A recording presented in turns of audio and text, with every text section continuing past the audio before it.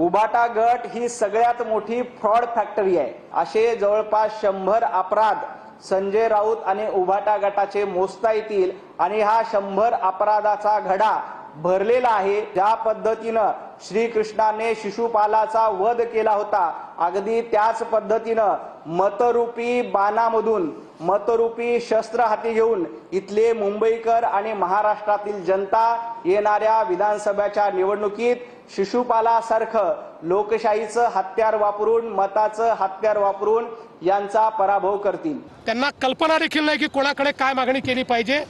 मला असं वाटतं म्हणूनच यात सगळ्यात ज्यांना समजतं ते पवार साहेब आहेत। कालच पवार साहेबांच्या लक्षात आलं आणि म्हणून पवार साहेब आज त्यांच्यासोबत गेले नाहीत। मिस्टर देवेंद्र फडणवीस, तुमचा देशाचा अभ्यास फार तोकडा आहे, कच्चा आहे, जरा दुरुस्त करून घ्या।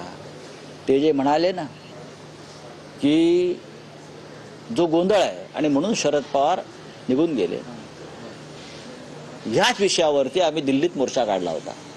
हेच प्रश्न, मतदार याद्यातले घोटाळे, ईव्हीएम मधले घोटाळे आणि त्या मोर्चामध्ये वय वर्ष 84 शरद पवार हे पहिल्यापासून शेवटपर्यंत उपस्थित होते। याच मुद्द्यावरती फडणवीस जरा अभ्यास करा आणि बोला। आपल्या वकिलीची डिग्री आम्हाला तपासावी लागेल नाही।